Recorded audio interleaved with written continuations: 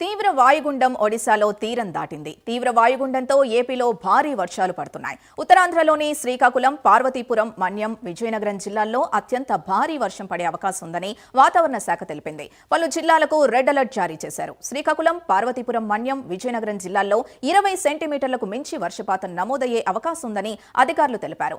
Flash flood కి ఆస్కారం ఉందన్నారు. ఇక విశాఖ, అనకాపల్లి, అల్లూరి జిల్లాలకు ఆరెంజ్ అలర్ట్ జారీ చేశారు. ఇక్కడ 5 నుంచి 12 సెంటీమీటర్ల వర్షం పడే ఛాన్స్ ఉందని వాతావరణ శాఖ అధికారులు తెలిపారు. ఇదే విషయానికి సంబంధించి మా ప్రతినిధి చంద్రశేఖర్ అందిస్తారు. చంద్రశేఖర్,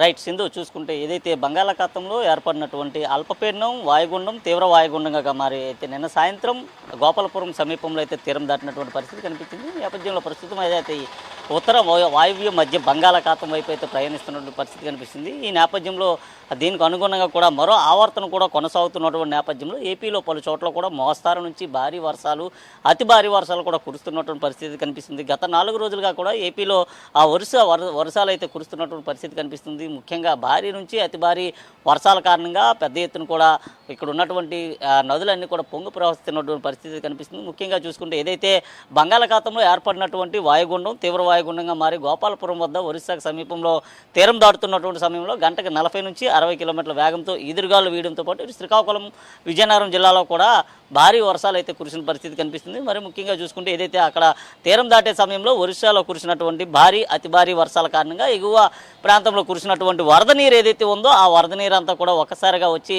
నాగావళి, వంశధార నదుల్లో చేరడంతో నదులన్నీ కూడా పోటెత్తి ప్రవహిస్తున్నటువంటి పరిస్థితి కనిపిస్తుంది. పూర్తిగా నదులన్నీ కూడా పరవళ్ళు తొక్కుతున్నాయనే చెప్పుకోవచ్చు. ఎందుకంటే ముఖ్యంగా చూసుకుంటే గతంలో ఎన్నడూ లేని విధంగా కూడా ఈ ఏడాది చూసుకుంటే ఆగస్టు, సెప్టెంబర్, అక్టోబర్ మాసంలోనే పెద్దగా వర్షాలు అయితే కురిసేటటువంటి పరిస్థితి ఉందంటూ వాతావరణ శాఖ అధికారులు అయితే అంచనాకు వచ్చారు. దీని ప్రభావంతో ప్రస్తుతం అయితే నాగావళి, వంశధార నదులన్నీ కూడా చాలా ఎక్కువగానే ప్రవహిస్తున్న పరిస్థితి ఉంది. ముఖ్యంగా చూసుకుంటే అక్కడ ఉన్నటువంటి అధికారులంతా కూడా పూర్తిగా అప్రమత్తమైనటువంటి పరిస్థితి కనిపిస్తుంది.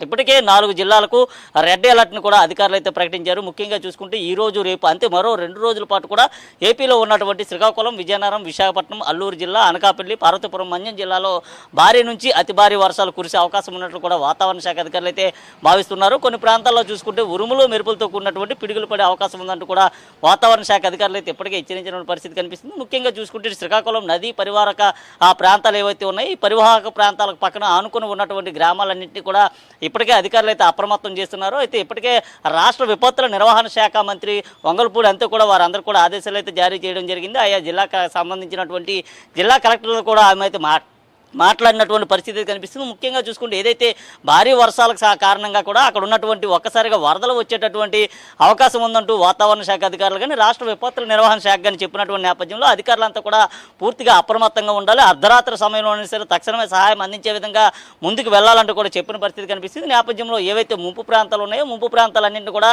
ముందస్తుగానే అధికారులు అయితే గుర్తించారు. అధికారులు గుర్తించిన తర్వాత ఏదైతే నదీ పరివాహక ప్రాంతాలు ఏదైతే ఉన్నాయో అక్కడ ఉన్నటువంటి గ్రామాలన్నీ కొంతమందిని అయితే తరలించేటటువంటి ప్రక్రియ కూడా చేస్తున్నారు. ఇప్పటికే చూసుకుంటే ఒరిస్సాలో కురుస్తున్నటువంటి భారీ వర్షాల కారణంగా ఒక్కసారిగా వరద నీరు అంతా కూడా వచ్చి వంశధార, నాగావళి వంటి నదుల్లో కూడా చేరుతుంది. దీని ప్రభావంతో పూర్తిగా ఫ్లడ్ అయితే వచ్చేటటువంటి అవకాశం అయితే కనిపిస్తుంది. ఈ వరదలు వచ్చేటటువంటి నేపథ్యంలో వారందరూ కూడా తరలించినటువంటి పరిస్థితి కనిపిస్తుంది. కొన్ని ప్రాంతాల్లో పునరావాస కేంద్రాలు కూడా ఏర్పాటు చేశారు. అలాగే ఎన్డీఆర్ఎఫ్, ఎస్డీఆర్ఎఫ్ బృందాలను కూడా రంగంలోకి దించినటువంటి పరిస్థితి కనిపిస్తుంది. ముఖ్యంగా చూసుకుంటే ఇప్పటికే అగ్నిమాపక శాఖతో పాటు రెవెన్యూ విభాగానికి సంబంధించినటువంటి అధికారులంతా కూడా సమాయత్తమయ్యారు. ఎక్కడైనా సరే ఏదైనా సమస్య తలెత్తినా, ఏదైనా ఇబ్బందులు తలెత్తినా తక్షణమే అక్కడ రక్షణ చర్యలు తీసుకునే విధంగా కూడా సిద్ధమైనటువంటి పరిస్థితి కనిపిస్తుంది. మరోవైపు చూసుకుంటే ఇండియన్ నేవీకి సంబంధించినటువంటి హెలికాప్టర్ను కూడా సిద్ధం చేసినట్లుగా తెలుస్తుంది. ఇప్పటికే ఆయా జిల్లా కలెక్టర్లతో కూడా రాష్ట్ర ముఖ్యమంత్రి, హోంమంత్రి, ఉప ముఖ్యమంత్రి కూడా మాట్లాడిన పరిస్థితి కనిపిస్తుంది. ముఖ్యంగా చూసుకుంటే శ్రీకాకుళం జిల్లాలోనే ఎక్కువగా వర్షం వచ్చేటటువంటి పరిస్థితి కనిపిస్తుంది. ఆ ప్రాంతంలోనే అతి భారీ వర్షాలు 20 సెంటీమీటర్లు